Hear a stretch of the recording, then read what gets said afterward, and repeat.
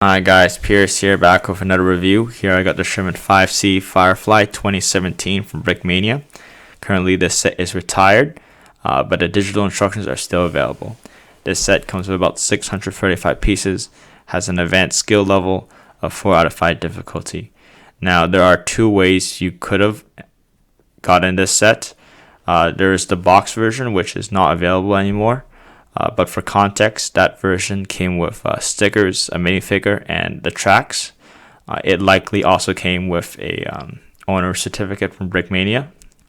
But this version is a lot more expensive than the digital instructions. It starts at about 350 Canadian dollars or about 255 US dollars. Now for the digital instructions, it does cost about 14 Canadian dollars or about 10 US dollars, but you will have to source your own stickers, your own parts, and your own tracks. And it doesn't come with a minifigure, but over here actually I got the digital version of this set. I think I've gotten a really good deal. I did have to do some improvisation because of the lack of parts. You can see over here with the white suspension, but I think I had a really good time with this digital instruction version of the set.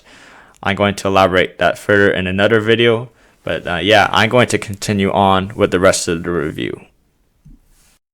Now, for a brief history of this tank, the Sherman Firefly was a British modification of the M4 Sherman. This version's purpose was to give the Sherman a fighting chance against the new German heavy cats of the Panther and Tiger, which started appearing mid to late World War II. To get this job done, they wanted to put the 17-pounder into the Sherman, but the Sherman's turret was very small and they had to put a lot of engineering in it.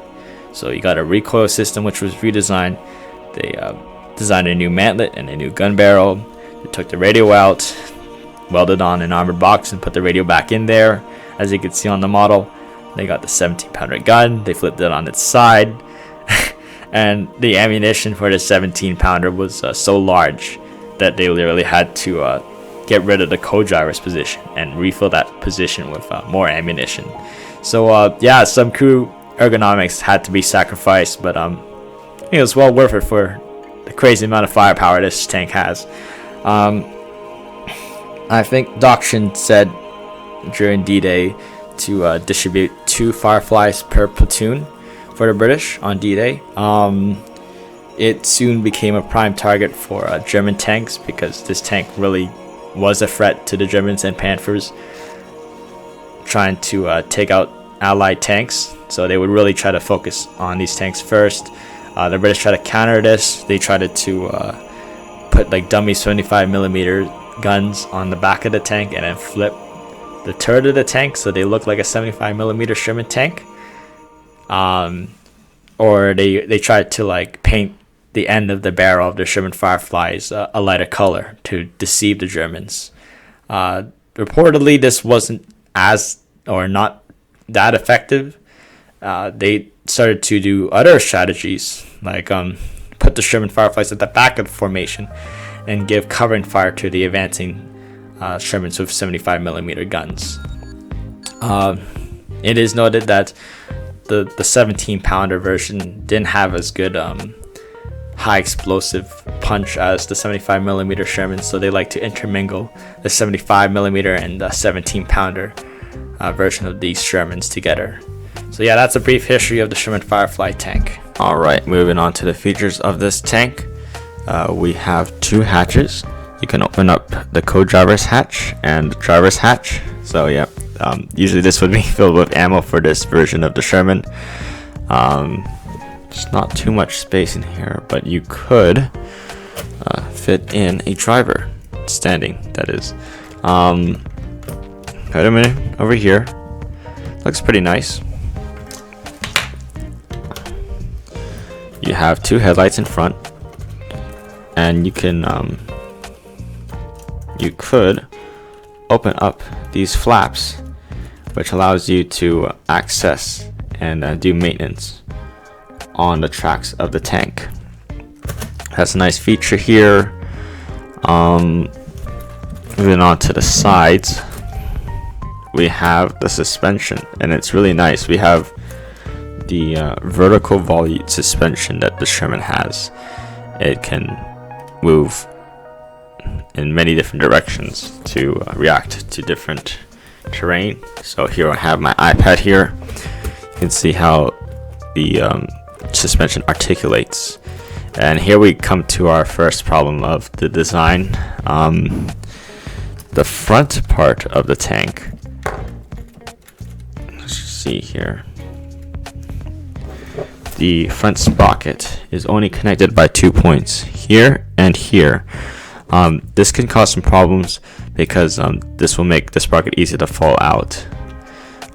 You could do some modifications and to make this section a lot more durable.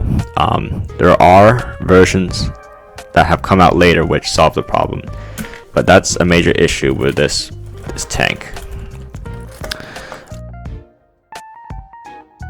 Okay, after fixing some part of the track, we move on to something a bit more interesting about the tank.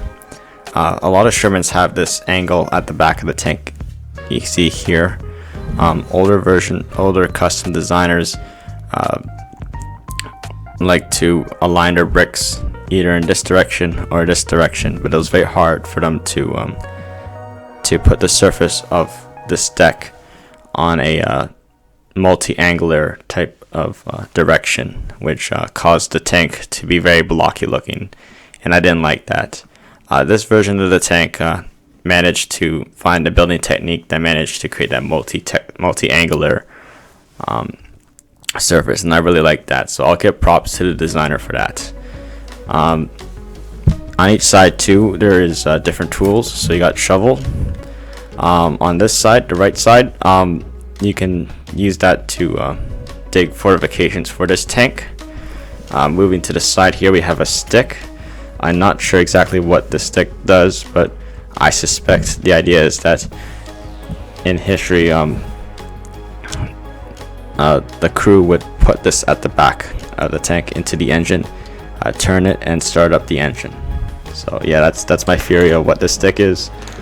Moving to the back of the tank, this is where things get interesting. You got your exhaust ports here, but you can also remove this back deck here and get access to the engine compartment. So they actually designed and put in an engine in there, which is really nice. This tank, compared to other versions, doesn't have a openable hull where you can literally take the half part of this hull off. But this tank also features a feature that exchanges that feature for something even better. So if you look at the back of the tank, you'll see this this axle, and if you twist the axle, you can turn the turret of the tank, so you can actually do a full 360 with it. It's really nice. The barrel of the tank can also move up and down, which is also a great addition. And last but certainly not least, you can open up the commander's hatch and place a commander inside like this. He can't really sit, but he'll stand, and that's really posable. So yeah, that's the features of this tank, and we'll move on to the final analysis. There are some key features I really want to go over this set before I make any final conclusions. Looking at the aesthetics, I believe this is the best strong suit of the set. It really faithfully recreates the angle of the back deck, which a lot of previous designs failed to do. I believe the vertical volute suspension is faithfully recreated well with the pieces available at the time.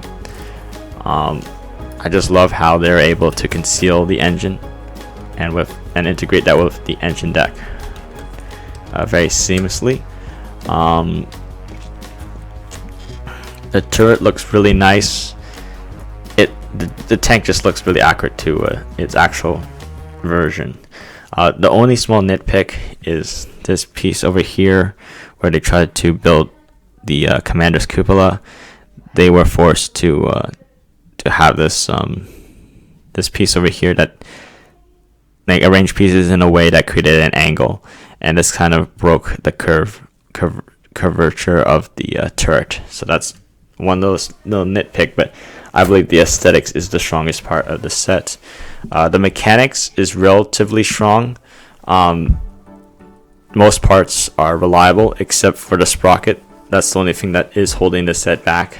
The vertical volley suspension is very responsive and moves really well. Sometimes these grills on the side come apart, but it's okay. The turret sometimes jams, but for the most part that is okay as well. In terms of building process,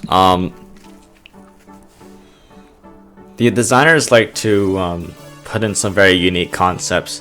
It really opens your mind to what can be done with Lego bricks, and to really achieve angles or building techniques or dimensions that you wouldn't thought is possible. I guess that's the strongest. That's another strong part of the set. The thing is that if you're, I guess, very legal about Lego, there are some illegal building techniques. So just look out for that. But otherwise, the instructions do actually give you some insightful ideas on new ways to build Lego designs. Alright, time to talk about the price. This is going to be very controversial, and I know it. I have heard how Brickmania has described their process of researching and designing the tank to be very museum accurate, and I agree. This set is also known, these sets made by them are also known to retain their value really well if they're well maintained, and even they can actually go up in price with the right conditions. The only problem about this set is the price of entry. With this current situation, the financial system makes it very difficult for people to be able to fork up like 355 Canadian or 255 American dollars. It's just, I find it very hard for people to get that money up and be able to justify getting this set. I think the niche for this set is for people who want a museum piece that is very accurate, the best of its class with no compromises, and price is not too much of a concern. This is where this set is the strongest. If I were that person, I would rate the set 8 out of 10. I think for more casual people, that's a problem.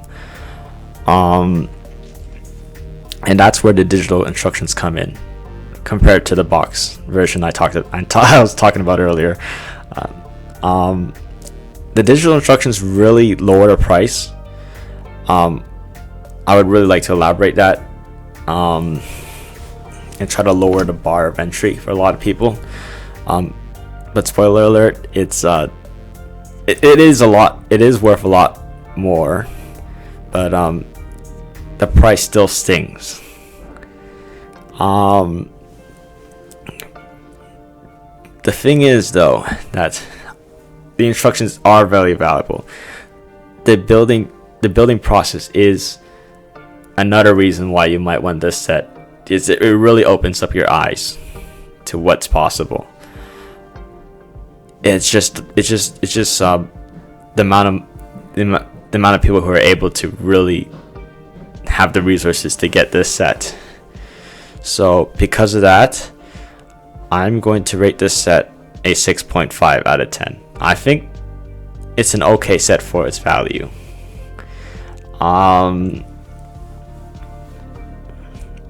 The thing that's really holding its back along with the price is the sprocket.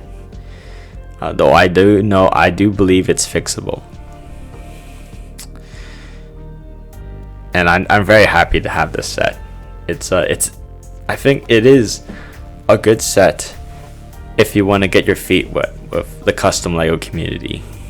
And yeah, that is my thoughts and opinions on the Brickmania 2017 Sherman Firefly. And yeah, thank you for spending your time, and yeah, I really appreciate that.